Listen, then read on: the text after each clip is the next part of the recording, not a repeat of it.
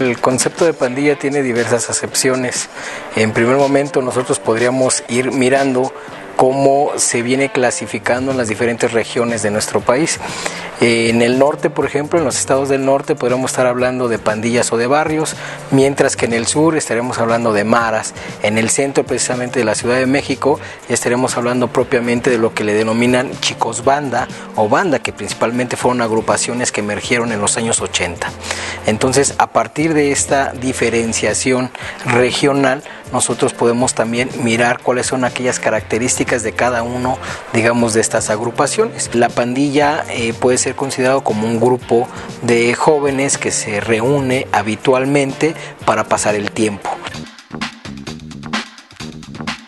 La diferencia estriba principalmente entre que la pandilla no se reúne para delinquir y la pandilla criminal ya tiene, digamos, una vinculación directa con delincuencia de alto impacto. Entonces, básicamente ahí lo que los hace diferentes es la relación que se tiene con la ilegalidad. Después de esta diferenciación entre las pandillas y los barrios del norte, las maras del sur y las bandas del centro, también hay que reflexionar sobre cuál es la vinculación que tienen estas organizaciones con la vida delictiva. Del mismo modo, en el centro de la ciudad se ha llamado bandas a las pandillas, pero habría que diferenciarlas entre las bandas delictivas y las bandas. ¿Cuál es la diferenciación?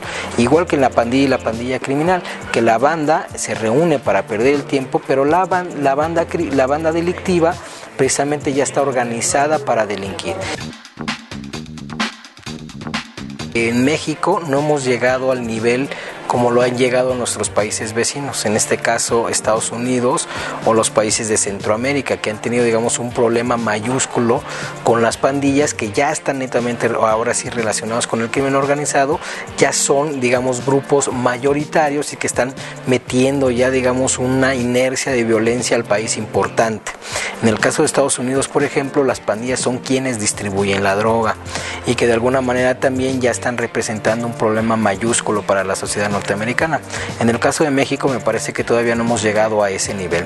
Sin embargo, ahora tenemos condiciones que pueden ser posible que lleguemos a esos niveles de violencia y de participación de la pandilla en la vida delictiva. Claramente es un problema de seguridad pública, es un problema también que está atravesado por otras variables que comúnmente no están mirados ni por el derecho penal ni por la visión policial, que son cuáles son las características que están provocando que estos sujetos en primer momento se involucren en la pandilla y en segundo momento esta pandilla se mude, digamos, o se hipertrofie a la pandilla criminal, y tiene que ver precisamente con todos aquellos elementos de exclusión, de marginalización, también de cuáles son los elementos que las propias instituciones no están proveyendo a los jóvenes, que no les sirve de contención.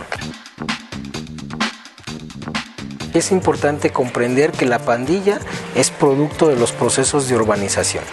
Este es un elemento clave porque la urbanización en nuestra ciudad trajo a su vez también muchas precariedades y además mucha falta de oportunidades para hacia los jóvenes.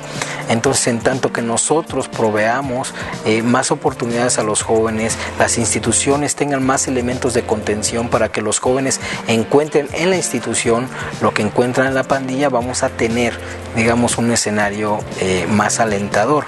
¿De qué se trata? No de exterminar a la pandilla como agrupación, porque la agrupación desde el punto de vista sociológico pues es algo natural, es algo normal, pero lo que sí es un hecho es que nosotros debemos de cuidar que esta pandilla no se encuentre vinculada con delitos, ni mucho menos se hipertrofie para llegar a una pandilla criminal, y para ello necesitamos nosotros tener algunos contenedores institucionales para que los jóvenes que se queden, digamos, en la vida de la legalidad.